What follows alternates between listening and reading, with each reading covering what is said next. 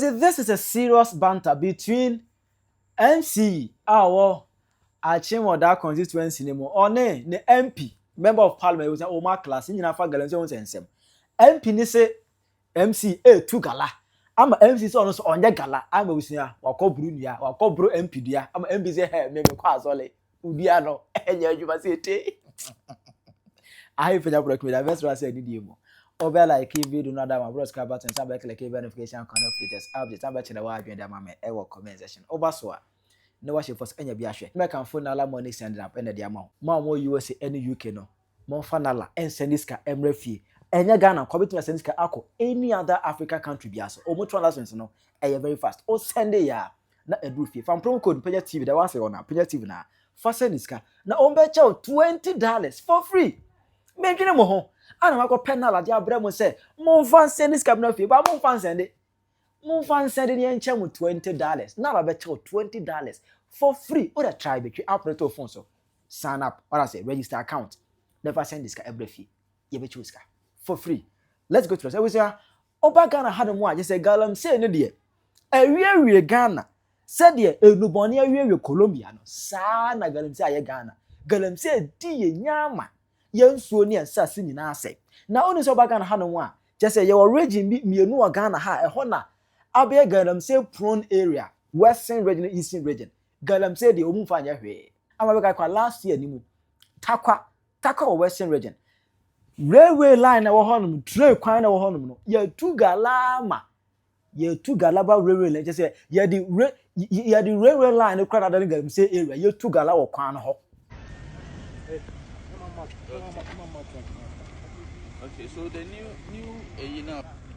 let's go ahead.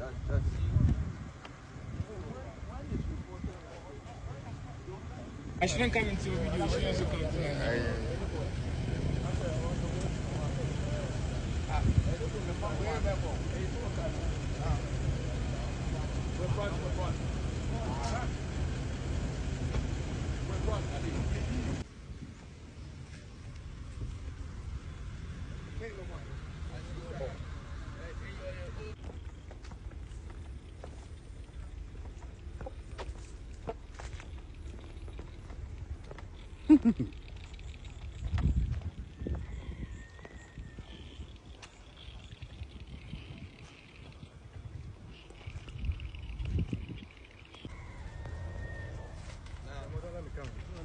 Day inside. I had a wood will be uncle. Mark in the down.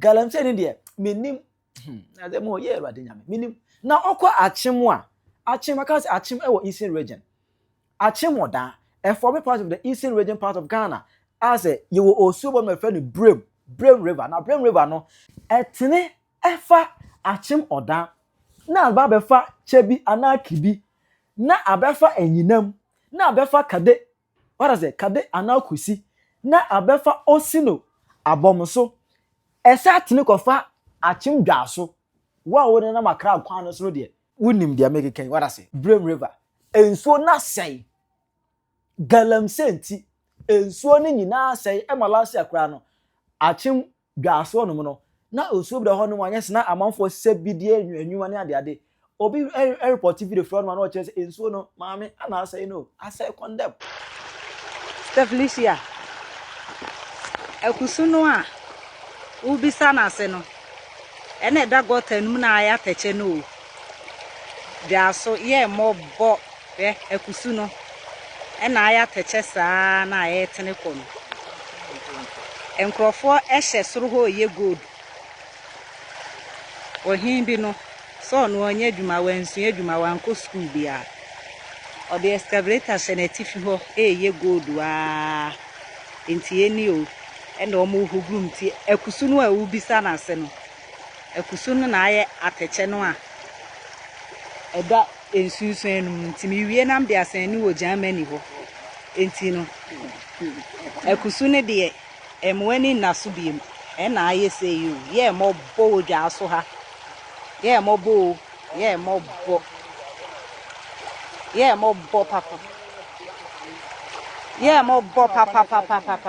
ye mo bo be ohimu a woti kurom a ona bibi koso a obe jeyen no onu ni momu na wase nsuo no ote atifi ho ye adwuma denden nti omo ye wo shin nyina ede nsuo yim na etene ko neti stafrishi nsuo we ye betimi ahwe joma hama nso ntimi hwe ye so etimi video nam de abekire German president say joma hama ba besia bo ne ho a o ma no sister Felicia ekusu na eni wai me da ase chese Galamsey nsem wo achima no ne de enye ize na wo na ufri Kumase kwa Accra wo nyatara jejeti osi enyinam jejeti osino udru osino a osino eguro osino Galamsey area enye ize otike kwan pani etu gala bibusa do nse na de hand soldiers any police entima no ka kire bi pen say ha wo koklo bo otu akum enko ba bia ye bekun enko ba bia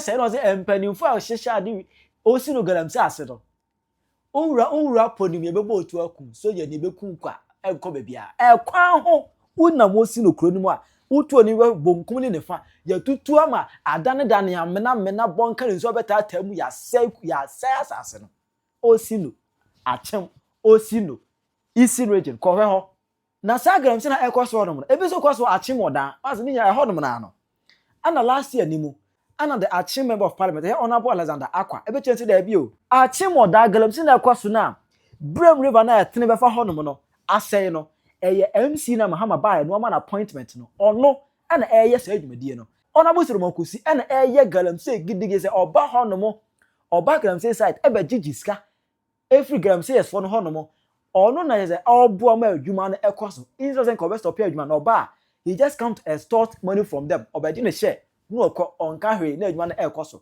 adope course aba me so no nya de keto a kire say wonim say Galamsey ntokwadie but fact me ho so sometimes I have accusations from people from everywhere chairman me maka na me sisu dia de bia say ye wa ba mu at least in the 4 years of my MPship there was no Galamsey. No, Miss, for 2 minutes, it's a free hona yembra in common. There was no Galamsey in Akyem odan. They be make be anybody echini. So say I can't. There was no mining in Akyem odan. There was no mining in Akyem odan. Oh, no. Yes, Sampa. Oh, no. I Sampa. There was no mining in Akyem odan. I am the member of parliament for Akyem odan. Oh, that's a region where so in Akyem odan. Me my regional secretary, regional chairman for me back na say what here ho dey bia. Akyem area I fan omo into good. It mean can say it at one point now honorable who say afi mining eba Akyem odan. Prekope. Enfie be say. Prekope won dey ba oh fie be busu mi ya fi ye mu. Ye man no be ye. Since last year nyina na omuntu. Ye man ye ni kwa ko ho no say ba ku bia e koso wo kwan ho pe. Kwan chepe a wo ko da school a udnam kwan ho uhu. Ena emrantie wo krom ho ne ahoho bia begu krom ho a anopa bia no mukura de editu omfa se jego se de ensa adua bia mabo no anopa bia no omnam sa de no e de kusku e de nante monte so de se ne nkwala ekwa school bag e de ko school na che se e adwuma aba bebo abetena ankrofo ye na we ya ekoso no se aba se ye MCE no echi Galamsey na waji sika no waja no chairman uwa ha adie we no me I'm calling on the president any security agency say omo investigate because me last 2 weeks me who say MCE no TV so kasa wachi excavators bi no money ade emma me call da ekoye Miami investigation. The police told me say omu say excavator biaba be see police station ho a night before. The next morning no na in ho and there are no records of those that excavator. I will make it these allegations against the MC. Well, from there, were dropping so many videos challenging say MC no ho no mo etu Galamsey just say oka Galamsey adwuma no omo ebo ma Galamsey ekos no ono so oka hu because ono and a cocoa store money from them. Then he allows the boys or the Galamseyers to carry on with their illegal operation in acquiring wealth or boa momu or jamomu ya cause according to share. Emma do eta koswa na busia honorable so kire say Galamsey ya MP edit tag me enya no kre. I don't go and extort money from Galamseyers and allow them to work. I go there to stop them. But MP so kire say Galamsey no me na me boa ema de koso me na me yese ntini pa no twere busia MC no enrachi no 2 days ago on a video PM on the internet MC no atam shinap ene kosua e da kopie esuo ba ko a eda achim ho no mo na wakwa akoburu nua akoburu MP ni dua Filiampo ye che o sa na ye ma o sa asase ya abinsa bimu abna ho se this was ya o bongole o se if you awmo kutukuba mu nyina mo so ana no mo madinsa o abranke se abinsa ana ya kutu se jampa ena no pay mo ba kusi bra ku na bibi kan no the friend ko so yi enen kan ko ma kuma ene o ma bi se ena no pay bi na no ma na eye ni buleto esa ne se America kre ni o ma mpani de bo mi na na mu BIRIM Central ni pe bi akọ omo abo mu ti mu pote omo be kan sema eni ko na omo be tiki uni mra so be je ya o na omo ati mo da o wi akosi akwa ni nsama o kan se eyo ni kusi bra kwa mi gina ha yi me boa e ma Galamsey ekoso ewo BIRIM Central ale ati mo da ko ma no se nananom se uru Alexander akosi akwa ni nsama o kan no se eye no kre se me kusi bra kon boa ma Galamsey koso me ye Galamsey me je Galamsey fotika e se me botom enam so ema nsu e wokru mu ha esei ema ebika adehia nana no muni ndi nembo mu no ensema a woka no se ebosiribuka se ebo apayo ena waye na adwin so begum edi ma ase na ma me ho abatan e wo mampani ani ama ma adwuma hweme ama yedi a me pese ba krom ha se abokrom ani na dia nana no muni ndi Tioti. Jampa. Ana no munana me ba hanum se na no pe a na enye dua na me be bo na emomu no kre na me pese e dedi na endra emi se kasafidie su no eye mra se bedwani a onam owo krom ha se e ka se nsu a owo krom anum se tumi bia ni mu nananom edumre se mu kire se tumi de ebi wo mu esa se mi kusi bra ku nananom be pese no kure de di wo sa ase mu wi se asema a oka to me so se no kure se me ye Galamsey na be ka nananom sa ka ti bi se me ye Galamsey me je Galamsey fosika me boa e me nsi wo ko ma se ya na mu ni ndi na momu no sa asema ono so ka no se no kure e bosrebu kan no peso gumani mu ase o seme no gumi hu fi e ma me ho batan na no mo ma ni mu ase o ma ni ho nadi na no me free se me ya abofra e na me na chambe den na o de me bensu mu ha e be som mo me am gina ha no mu sei e ma me ye Kristo ni ti mo Kristo ya so me gina na no mu tutu mi enu ti na me kwala bre mu nyina no me na chambe den de me som mo ti asema esi no me pemu kwen mo ma no kwen nadi na no ma no kwen nadi na ye huri o kan no kwen ene de ogu obi mu na no pa me ba ya mama ne safan bikura mi dwan a etua dia se monye na esuafia ene fiada yi one nananom eno ne yede mamo na yewie nso a na buda di wie nso a asede e wachi no yede bebre mo nananom medam ase mo kasa oye ni na nananom mane yadwuma amane ntom fa ho kura no kan no ana nra MP ni so aba be kasa on je so no kwa so leo kwa so obi abon de enye adwuma no on so kire mu se woji wo tu mu se Galamsey amede tagiwi enya no kra court system no ho no mo kokotwa me damage ne ye nkire mu court for me court edua body enso bohwe so jindi se Galamsey na memede tagiwi no enya no kra enyusu na nanom court na ko siume na ye me camera e wo court obi amfa evidence emra. We all know that ever since I started alleging that the MCE has been facilitating Galamsey operations in Achimoda, it's been close to about 1 year. And the lack of responses from government is what has made me to continuously call the attention of other CSOs and you, the media, to investigate the issues.